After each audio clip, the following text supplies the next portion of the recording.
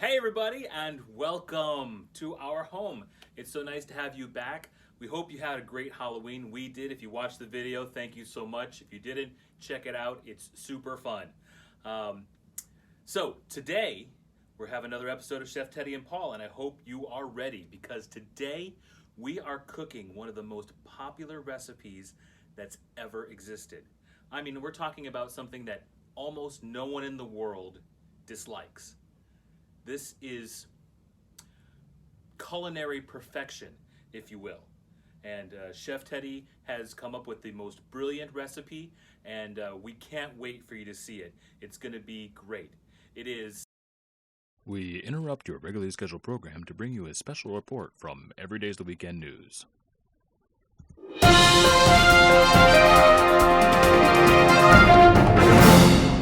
Hello, and welcome to a very special election edition of Every Day's the Weekend News. I'm your moderator, Peter Paul Kidd. We know this year that our decisions carry some very heavy potential, and we wanted to provide a perspective on your choices in this election. Since the presidential debates have been a veritable disaster and provided little to nothing by way of information for the voters to use as a guide, except that President Trump is capable on occasion to behave more civilly than a rabid dog, and Vice President Biden is capable of holding a coherent thought for longer than 10 minutes at a time, Every Day's the Weekend News has taken it upon ourselves to present a debate that will illustrate the two differing ideologies of the candidates. To do this, we have reached out to each campaign for proxies capable of offering a master's class in each candidate's policy platform. And now, to introduce our two master debaters. On the Democratic side, we have political analyst and author of Your Whole Holy Whole, A Holistic Exploration, Jackalope Moonbeam Vigone. We pronounce it vegan, but you can call me Lope. Okay, thank you, Lope, and welcome. Our other debater is a Republican strategist and founder of the environmental protection group Pave America, William of Rights Huntenkill II. Just Bill. Welcome, Bill. All right, gentlemen, you have both agreed to the terms of this debate. There will be no over-talking, no outbursts, no tangential evasion to avoid answering the questions, and no lies. I have a team of trained, nonpartisan info trackers in my ear who will be feeding me fact checks on everything. I will be calling out any falsehoods as well as a scroll on the bottom of the screen. We will alternate questions with rebuttal time for each question. Additional rebuttals or clarifications may be allowed at my discretion. I am also in control of this mute button, and use of that is also at my discretion. All right, gentlemen. Let us begin. The pandemic is seeming to be heading for another surge as winter is approaching, and many experts are predicting exactly that. I noticed neither of you came out wearing masks. Is that a signal that you're feeling confident in the current state of affairs regarding the virus? Mr. Vegan, this one's for you first. You have 30 seconds to respond. Oh no. We think the handling of the virus has been an absolute dumpster fire inside of a collapsed coal mine under a melted down nuclear reactor. Joe Biden wears a mask. He always wears a mask because he wants to set an example. He believes that if it's important, that a leader should practice what they preach. He even wears a mask when he's having his personal reflection time. You know, on the toilet. So why aren't you? Because I'm impervious. I'm not wearing a mask because I am personally protected by a spiritual energy barrier that I was gifted by a Wapani Wu tribal wise man. Sadly, he's the last of his people after his tiny island was swallowed by a volcano and sank into the sea. But my protective barrier prevents any negativity or foul energy or malevolent force from attacking me, and that includes viruses. Can we find out if that's accurate? Mr. Huntenkill, do you have a rebuttal? Are you protected from this?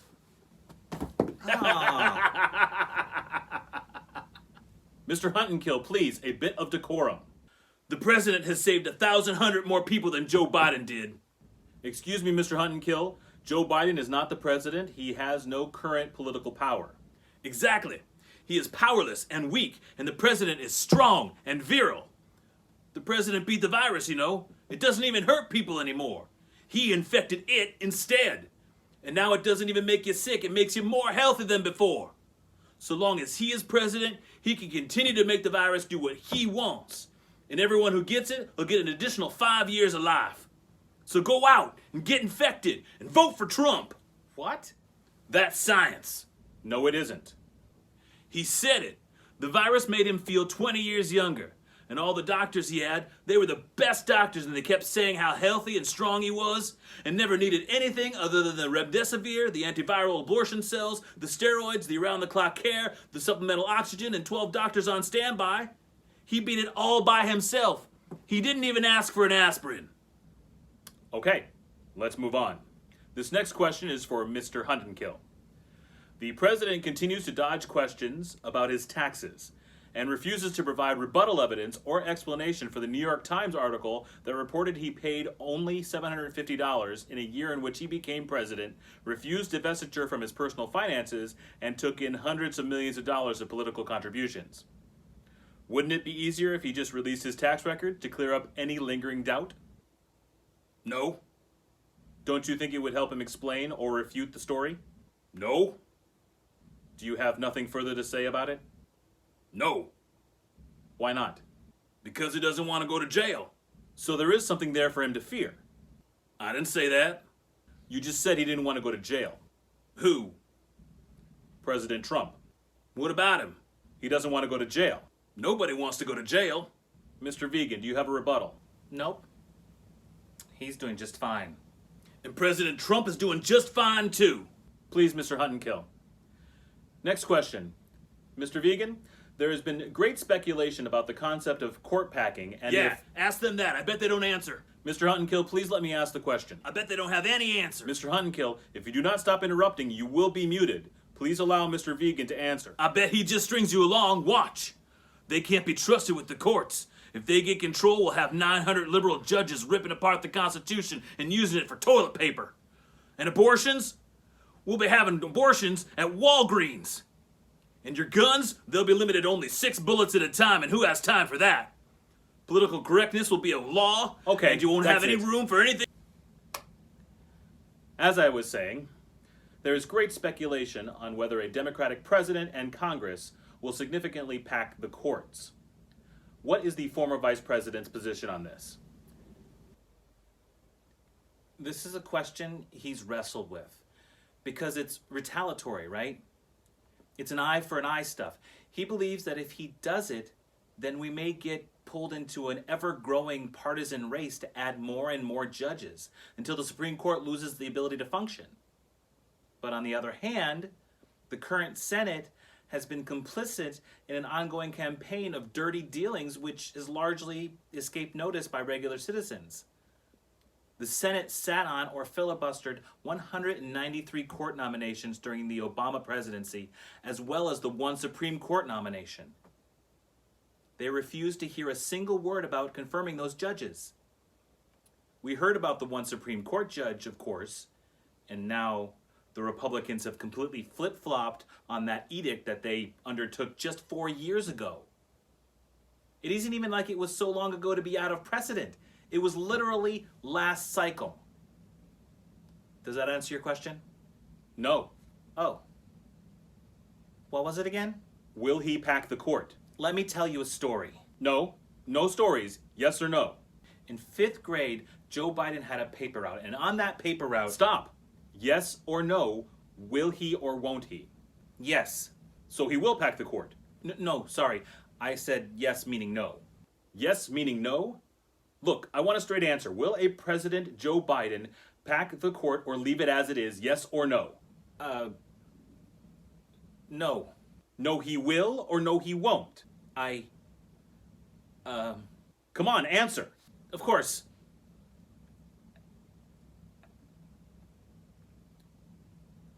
What was the question again? Will Joe Biden pack the Supreme Court? I don't know. Nobody knows. He won't tell us.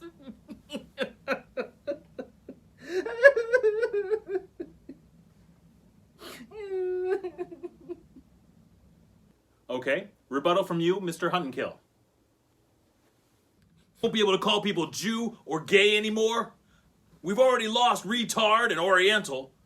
Don't let them take those away from us too. I think we need to move on. Race is a larger issue today than it has been in decades. Riots and protests have dominated the news for months as more and more people perceive the system as corrupted by racial biases. How will your candidate quell these disputes? To you first, Mr. Huntenkill. First, I'd like to say President Trump loves all the black people. I'd like to say that, but he really only loves the ones who vote for him. That goes for white people too, and Indians, and whatever the other minorities are.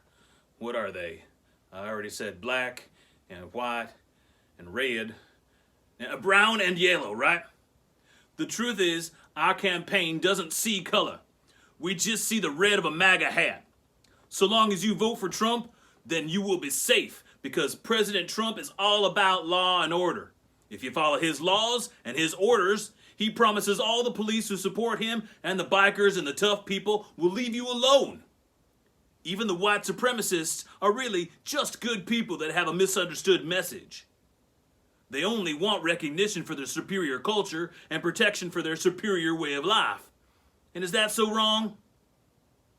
But if Joe Biden is elected, then all those historical monuments to our culture will be ripped down.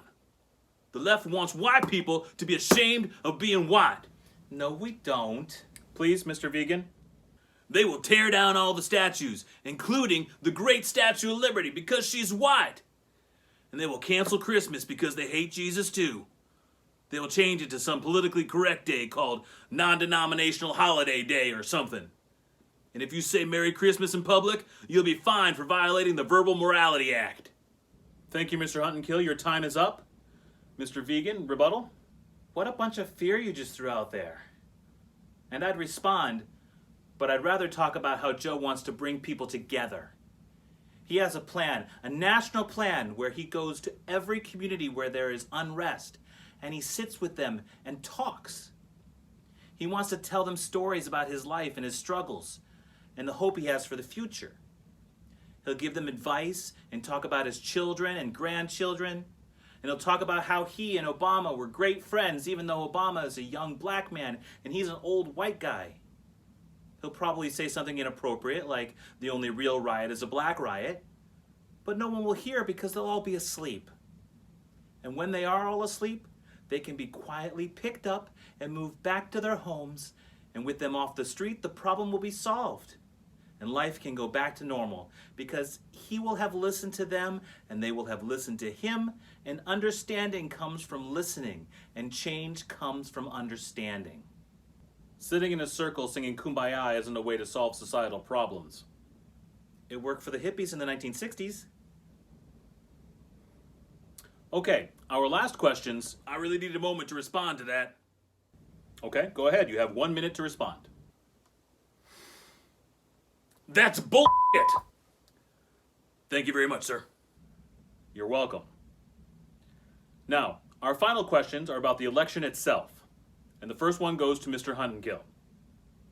We've seen effort to reduce voter rolls, trash absentee and mail-in ballots, limit voting locations in Democratic majority municipalities, among many other tactics. Why is your campaign and the Republican Party so determined to suppress votes?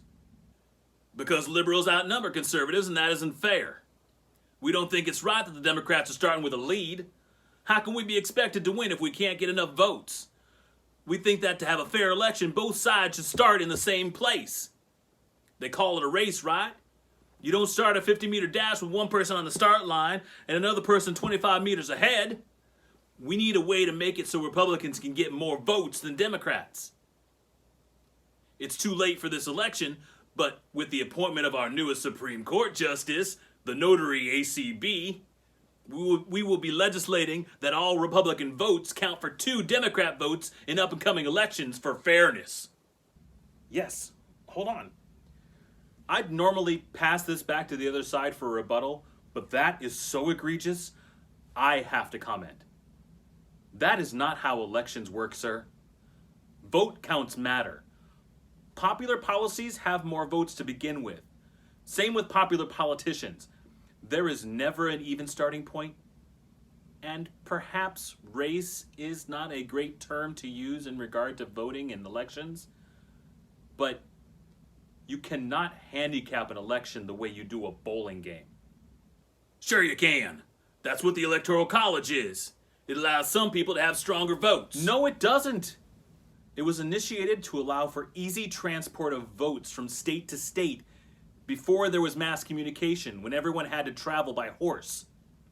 Instead of lugging around thousands of ballots from place to place, a state would count their votes and personify them into an elector to represent those votes, and that person would ride to the Capitol to cast a vote on behalf of the population that they represent. We still do this by tradition, not necessity. Well, it's not a law, so we can manipulate it because we know how to win. By the great spirits, you're all about cheating anytime you can. Where's the sign that says it's not allowed?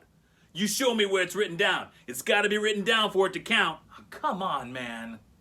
I apologize, ladies and gentlemen. That was inappropriate of me to get involved in that way in the debate. However, I did say that I would be calling out any falsehoods and breaches of decorum, and I felt that was absolutely necessary to call out at that moment. We will leave that particular topic right there, and you, as the voters, can make your decisions based on it. Let's move on. Mr. Vegan, based on the Trump campaign not committing to a peaceful transition of power and seemingly threatening a second civil war if they lose, will the Biden campaign similarly refuse to concede defeat?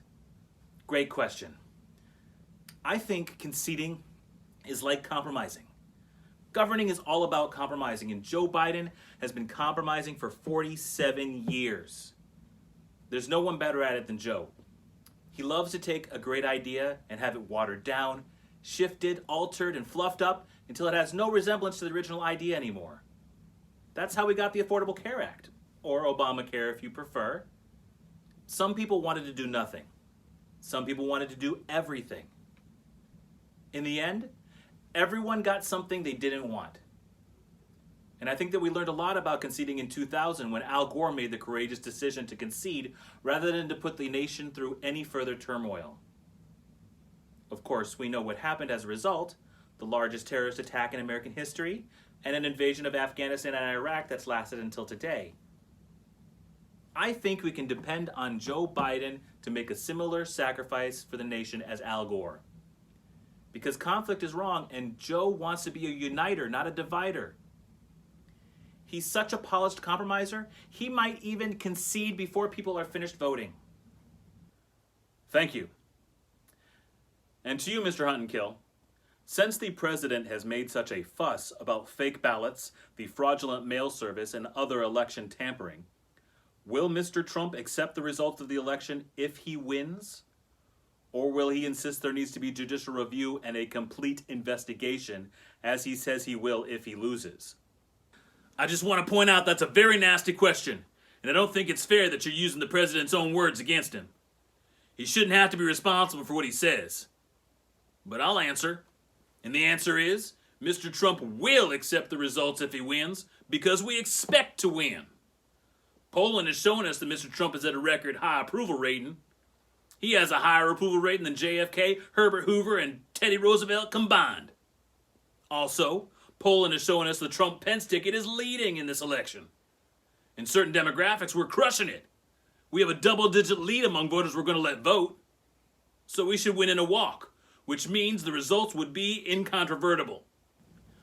What do you mean, voters you're going to let vote? You know, people we think are the only ones that should be allowed to vote. White, rural, uneducated men between the ages of 55 and dead. That's outrageous. What about the millions of other votes from minorities, women, millennials, hipsters? Oh wait, those are the same thing, aren't they? Those people don't vote. And if they do, they shouldn't be allowed to because they're socialists. Do you even know what that word means? Your campaign uses it all the time. Yeah, it's like Nazi Germany or Iran or China. No. Those are all different things, and none of them are socialism. China is communist, Iran is a theocracy, and Nazi Germany was fascist. A government based on putting the nation first and marginalizing other peoples because of race to consolidate power in a single charismatic leader whom every other politician is beholden to.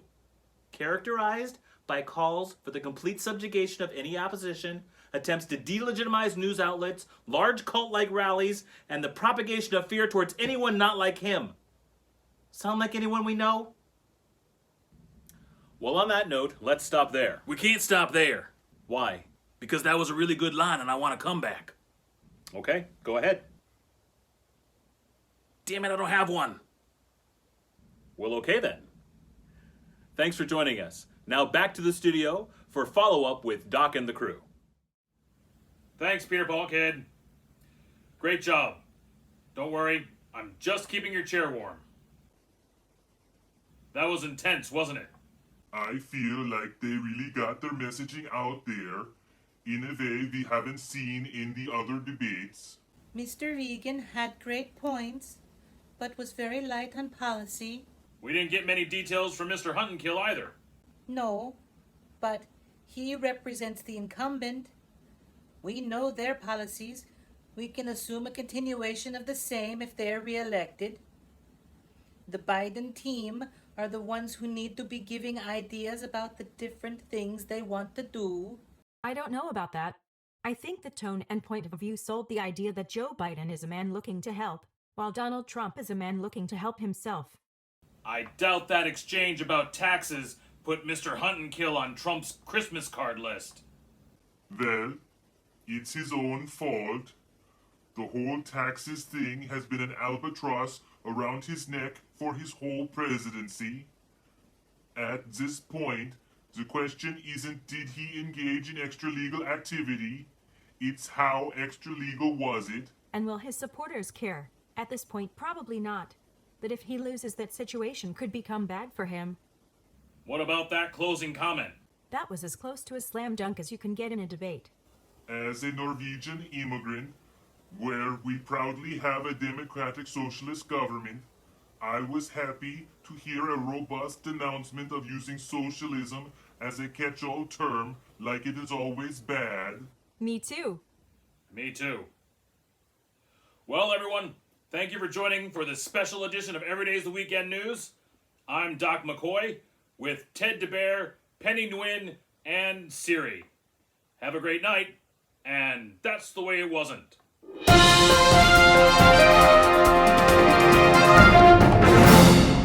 We now return you to your regularly scheduled program, already in progress. The power of Grayskull, that was amazing. Ugh, I am so full. That is by far the greatest thing that we have ever cooked. Ugh. I hope you enjoyed it, everyone, and hope you make it for yourself someday. So that's it. So please like, share, subscribe, hit the follow button, hit the bell if you'd like to get notifications for future content, and leave a comment, please. We'd love to hear from you. And remember, eat well, cook lots. No one should die hungry. Good night.